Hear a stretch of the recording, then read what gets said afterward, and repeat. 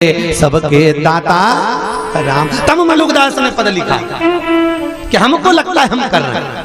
फिर वही वाली बात कही जैसे माताएं कहती है वो तो मैं जिंदा हूं इसलिए घर चल रहा है, वो तो मैं कर रहा हूं इसलिए हो रहा है। तो जो मैं कर रहा हूं उससे कहते आधे घंटा मरो। जिंदा हो तो भी चलेगा, मरोगे तो भी चलेगा। क्यों मैं करो कि आखिर में बकरा बकरी बनता फिरो? क्यों महाराज ये दूषण नाम का राक्षस जब मरेगा इसकी रक्त की बूंद कम हो तो क्या कर सकते हैं? शंकर भगवान ने कहा इसको एक ही काम कर सकते हैं, मेरी बहन से कहो। मेरी बहन, शंकर जी की एक ही बहन थी जिसका नाम था छिप्रिया। क्या नाम है? छिप्रिया, शिव जी की बहन। उससे कहो जब मैं दूषण नाम के राक्षस को मारूंगा ये जल के रूप में आए और दूषण नाम के राक्षस के रक्त को पानी में बहा दे तो उसका जन्म नहीं होगा। शंकर जी ने जैसे दूषण नाम के राक्षस को मारा तो पानी छिपरिया आई नहीं, छिपरा आई नहीं, बूंद गिरते गिरते 84 रूप हो गए दूषण। छिपरिया को लगा अगर ये आज नहीं मरा तो कभी नहीं मरेगा। छिपरिया ने अपनी जल की धार से शंकर जी के 84 टुकड़े कर दिए। 84 टुकड़े जब महादेव के करे बहन ने अपने भाई के, और 84 टुकड़े कर कर शंकर के 84 रूप हो गए। शंकर ने दूषण नाम के राक्षस का संहार कर दिया। शिव जी 84 महादेव के रूप में कालों के काल महाकाल बनकर विराजमान हो गए उज्जैन नगरी में। पूरी दुनिया में केवल एक उज्जैन नगरी एक ऐसी है जहां पर भगवान शंकर अपनी बहन के साथ 84 रूप में विराजते हैं। 84 अभी हमारे पिछले महीने में 84 महादेव की यात्रा थी, यहाँ से भी बहुत सारे लोग आए थे। 84 रूप में भगवान शिव विराजते हैं। 84 भगवान कालों के काल महाकाल बनकर विराजमान हुए। अगला वर्णन आया है ओमकारेश्वर बिंद नामक पर्वत ने ओम रूप में भगवान की प्रतिज्ञा कर तप किया, साधना की, भगवान ओमकारेश्वर के रूप में विराजमान हुए। ओमकारेश्वर के रूप में भगवान विराजमान हुए। फिर अगला वर्णन आया महाराज भीमाशंकर, भगवान शंकर फिर भीमाशंकर। कुंभकर्ण की पत्नी का नाम था करकटी। करकटी का पुत्र था भीम, और भीम एक दिन अपनी मां से पूछता है मेरे ताऊ चाचा पिता को किसने मारा? तो का देवताओं। देवताओं से बदला लेने के लिए भीम ने मंदिर देवालय सब तोड़वा दिया, सब तोड़वा, और तुड़वाने के बाद में भगवान शिव ने आकर भीम का संहार करा तो भगवान शंकर भीमा शंकर के रूप में विराजमान हो गए। बोले भीमा शंकर भगवान की हर हर महा। अगला वर्णन आया है काशी के विश्वनाथ। मनु शत्रुपा ने तप किया, शंकर भगवान को प्राप्ति का केंद्र बिंदु बनाया। भगवान शिव विश्वनाथ के रूप में विराजमान। आपको कथा के तीसरे दिन कहा था दुनिया के लोगों को शनि लगता है, शनि को शंकर लगता है। दुनिया में केवल एक ज्योतिर्लिंग ऐसा है काशी का विश्वनाथ जिसका निर्माण शनि महाराज ने करा था। शनि, इसलिए काशी विश्वनाथ का नाम लेने वाले को शनि भी नहीं सताता। महाराज शनि नहीं सताता। जो शनि महाराज की धर्म पत्नी है धामनी देवी, शनि महाराज की जो धर्म पत्नी धामनी, वो भगवान शंकर की पूजा बहुत करती है, अति पूजा। तो परेशान शनि नहीं, भगवान विश्वनाथ के रूप में विराजमान हुए। अगला वर्णन आया है त्र्यंबकेश्वर। गौतम बाबा पर गौ हत्या का दोष लगा। माता हिल्या ने गौतम बाबा पे से गौ हत्या के दोष को मिटाने के लिए ब्रह्मा विष्णु महेश को आमंत्रित किया, और भगवान को जैसे आमंत्रित किया ब्रह्मा विष्णु महेश जैसे और भगवान ब्रह्मा विष्णु महेश वहां पधारते हैं। 3 अंगुष्ठ आकृति के रूप में शिवलिंग विराजमान हुए।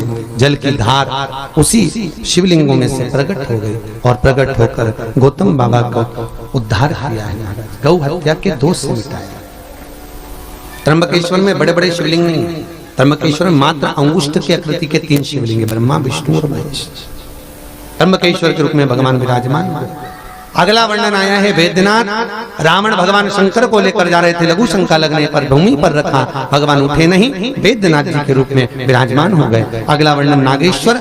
दारुक नाम के राक्षस का संहार करने के लिए भगवान वहां पर पधारे और दारुक नाम के राक्षस का संहार किया, भगवान नागेश्वर के रूप में विराजमान हुए। फिर अगला वर्णन आया है महाराज रामेश्वर।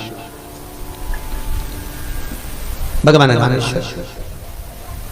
लंका पर चढ़ाई करते समय भगवान शंकर की स्थापना भगवान राम जी ने करी लंका पर, और स्थापना कराने वाला कोई दूसरा नहीं था, लंकाधिपति लंकेश ही था, स्वयं स्थापना करा।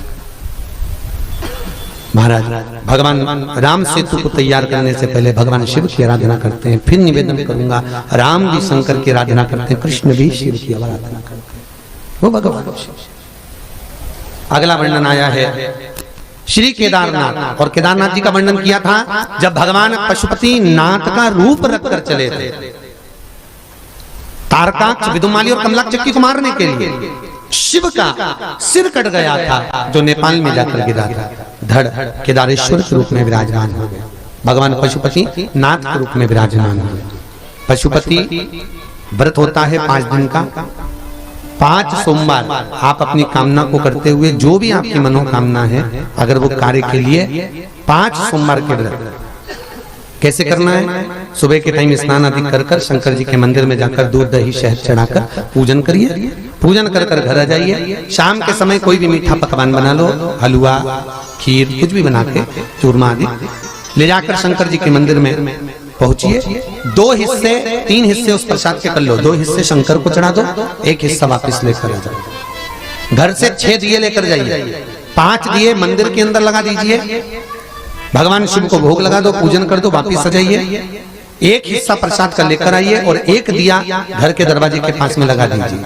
अंदर आकर जब शाम को आप भोजन करें तो जो 1 हिस्से का प्रसाद है वो अपने भोजन में उसको पा लीजिए। मात्र 5 पशुपति व्रत करिए, आपके जीवन को आपको सफलता का अनुभव होगा। मात्र 5 जो आपको जीवन का आनंद प्रदान करेंगे। एक बच्ची के प्रश्न भी था इसी पशुपति व्रत का।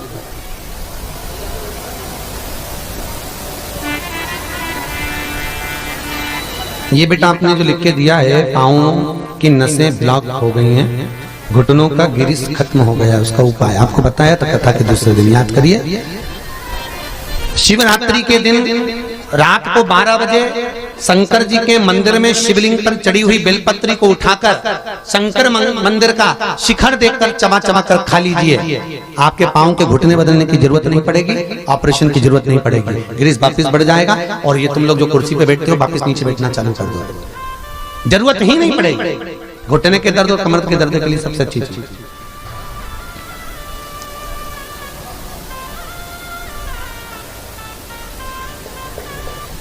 ये बच्चे जो 12th का एग्जाम दे रहे हैं, IIT की तैयारी भी कर रहे हैं, उनसे निवेदन है कि अपने बच्चों के लिए आपको प्रथम कथा में भी वर्णन किया है कि जब बच्चा एग्जाम देने के लिए जाए, 1 काली मिर्ची शंकर भगवान के शिवलिंग पर समर्पित करना है, दूसरी काली मिर्ची दरवाजे की चौखट पर रखना है, अपना उल्टा पांव रखकर घर से निकल जाना है। उस बच्चे को उन्नति की ओर बढ़ जाएगा, एग्जाम में पास हो जाएगा, अच्छे नंबर प्राप्त करेगा। उसकी चिंता न करे, वो जरूर करेगा।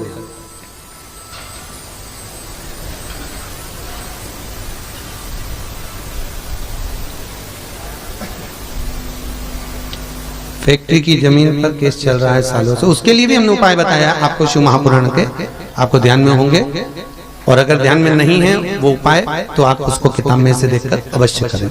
भगवान शिव। और फिर निवेदन करूंगा, हनुमान जी महाराज 6 भाई हैं। आपकी फैक्ट्री हो, दुकान हो, व्यापार हो, व्यवसाय हो, प्रयास करा करो हनुमान जी के उल्टे पांव का सिंदूर लाकर हनुमान जी के दूसरे नंबर का भाई, क्या नाम था कल कथा बताया था, गतिमान, गतिमान का नाम लेकर स्वस्तिक बनाना है आपको, और कुछ भी नहीं करेंगे, उससे आपके कार्य में सफलता आपको प्राप्त हो जाएगी। तो अगला जो वर्णन आया है केदारेश्वर का, भगवान पशुपति नाथ के रूप में विराजमान जब हुए, धड़ उनका वहां विराजमान हुआ। नर नारायण ने तप कर भगवान को वहां विराजमान करा केदारेश्वर। फिर अगला वर्णन आया है कृष्णेश्वर।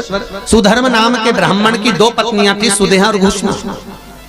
सुदेहा की यहाँ संतान नहीं हुई, घुष्मा को औलाद हुई, पुत्र हुआ। एक दिन सुधर्म ने कहा, घुष्मा तेरे गर्भ से अगर बच्चा हो गया तो और भी बच्चे हो जाएंगे, तो ये सुदेहा को दे दे, अपनी सोतन को दे दे। सुदेहा को दिया, सुदेहा ने पाल पोस कर बड़ा करा, बच्चे का विवाह हो गया, घर में बहू आ गई। बहू को मालूम पड़ा कि मेरी असली सास तो घुष्मा है, ये सुदेहा मेरी सास नहीं है। तो बहू ने पूछना बंद कर दिया। एक दिन सुदेहा को क्रोध आ गया कि बेटा ही नहीं रहेगा तो बहू कहां से रहेगी। बेटा सो रहा था, सुदेहा गुस्से में आई, तलवार लेकर बेटे के टुकड़े टुकड़े कर दिए, एक कपड़े में बांधकर उसको भरकर बेटे को ले जाकर टुकड़े टुकड़े कर तालाब में फेंक दिया। जब सुदेहा ने अपने ही पुत्र के टुकड़े कर फेंके,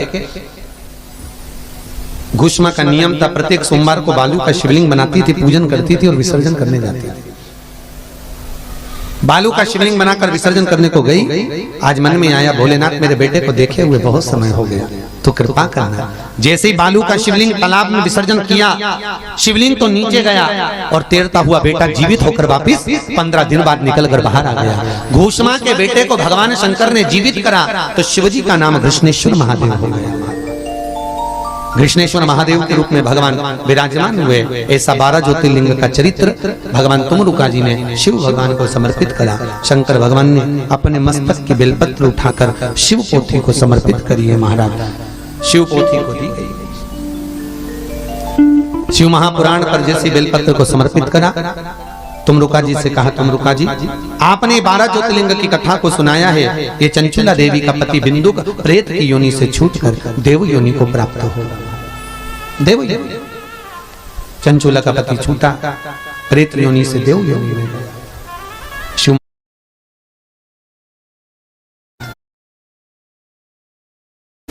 फिर निवेदन करूंगा, एक भ्रम आप लोगों के बीच में, वो ध्यान दें। शंकर पर चढ़ी हुई कोई वस्तु का सेवन सांसारिक मनुष्य को नहीं करना चाहिए। यदि नर्मदा जी के जल में से निकला हुआ शिवलिंग है जिसका नाम नर्मदेश्वर महादेव है, तो उस पे चढ़ी हुई वस्तु कुछ भी खा सकते हो, पर बाकी के किसी शिवलिंग पर चढ़ी हुई वस्तु का भोग नहीं करना चाहिए। हाँ, दूर अगर थाली रखी है, दूर कोई वस्तु रखी है तो उसका भोग कर सकते हो, पर प्रयास किया करो।